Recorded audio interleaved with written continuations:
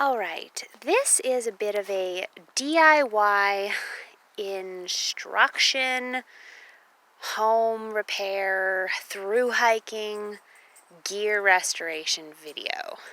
It is about a Big Agnes copperspur UL1 tent. This is the subject of my video right here. This little fellow was purchased in 2016 and used on a through hike of the PCT on that year by a very good friend of mine, and I think it was used on a few other section hike of Washington. It has seen a lot of use, and I personally did some hiking this year as well. This little fellow has seen many states, all possible weathers, and it is a bit of a sentimental item for me. The friend in question is a good old friend who I hope to keep in my life forever, and after my last hike, I found the zipper to be in a state of disrepair that I felt would not be covered by Big Agnes's metal. The closures they will replace. Their warranty covers that. Their warranty recovers if you need a patch on the actual fabric or some sort of minor repair. However, they do not replace the entire zipper. So I'm going to show you how I went about taking this tent from a state of complete non-functional inside door, the rainfly itself is absolutely fine, to good as new, basically. It doesn't look as perfect as when it was shipped from Big Agnes, but it is completely functional, and I will show you what I did. And I hope this helps someone else. I have restored several tents in this fashion. I was a seamstress when I was younger. It's a very handy skill, and a number of my friends have had more adventure than funds, and you can't always afford to just replace your Big Agnes tent or other hiking gear, because us hiking and nature lovers know how expensive that can be. So I've done this for a few other people. This is my first tent that I've done it on, but let me show you what I did. So you will probably note that the stitching, when I zoom in a little closer, is not as tidy as it could be. I don't have a sewing machine, so I simply used very strong, this is important, do not use cotton thread. I used synthetic polyester outdoor use sports cord. You probably could use dental floss or any other, maybe upholstery thread, very high stress, high tension, durable. Basically, if you cannot break it, no matter how hard you pull, it is suitable for this sort of work. What I did is initially went to Joann's some years ago and bought bulk zipper, what would you call this? Well, I'm not sure, just bulk zipper. And you get it in, I think I got a roll of, 10 yards or something, a lot of it. It's sold by the foot. It's not very expensive. I got the heaviest duty, both metal teeth and plastic teeth. I used plastic for this project. And you also get the accompanying metal zip pieces. The only issue that I have is I do not have the access to double-sided zippers, which would be the little teeth both showing on the outside and the inside. Anyone who uses a through hiking style ultralight tent is going to know exactly what I mean. I had to place the zipper either with teeth facing out or facing in. I usually just add a little cord, and if you're inside and you want to unzip, you will notice it is flat. It is, you only have the little handle of the zipper facing the outside. However, that's really not a problem. If you're inside, again, this isn't a perfect solution, but it works. You just leave your little tab facing in, leave your little piece of cord there, and you just, snug it up a little bit and just put your finger on, and, I'd need two hands to do it, but it's quite easy. Anyhow, what I did is I took a seam ripper, and you'll find, again, please pardon the quality of the stitches, it's merely practical, that was all I was going for. You seam rip the outer and inner seam, all the way down, and you seam rip to the waterproof base of your tent. You seam rip across here, you seam rip here, and at that point the zipper itself will simply peel up. It comes right out, and you're left with nice, smooth, pre-scored, pre-folded pieces of fabric on either side of a big empty space ready to receive a brand new zipper. And you don't really have to worry about fraying. You don't have to, press anything. It's very simple. You just seam rip the whole shebang.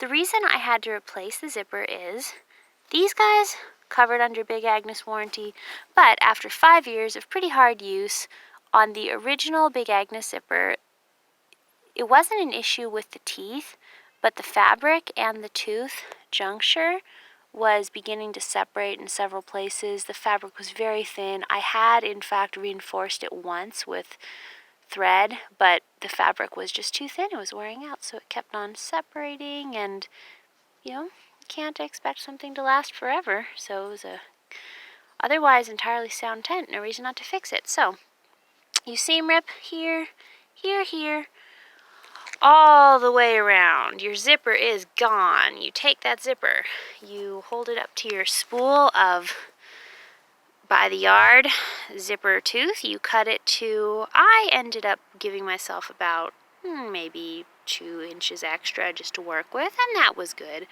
because when you go to put the zipper teeth on, you have to line up just so to make sure that the bottom and top zipper teeth align. When you buy this stuff, it does not come with zippers already zipped with a little metal closure. It's just the yardage with teeth. You have to open your zipper, place the little metal part on one side, slip the other side through the metal, and then you pull. You can find YouTube tutorials for how to do that, but you attach your metal piece. I use 2 because you know how zippers are. Sometimes they widen a little bit and they stop clamping adequately, and that's what causes the teeth to not join. Perhaps this is tedious to people that don't do seamstress work. This will be boring, but anyone who has ever put in a zipper on a dress or a jacket will know what I'm talking about. So I put in 2 zippers. I have a top one, and just in case some mysterious mischance ever should befall this guy and he decides not to work, I have a backup. So that is handy, or, it's just a good idea.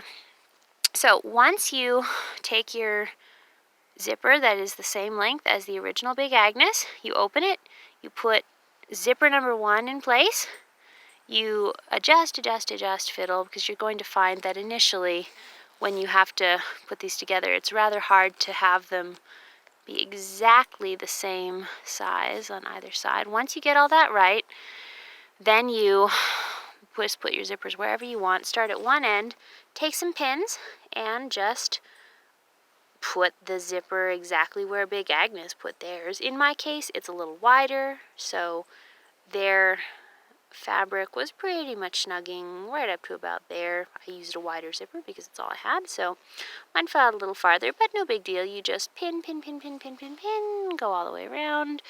Then you come back, pin, and you are left with a spiky mess that you have to be careful not to step on.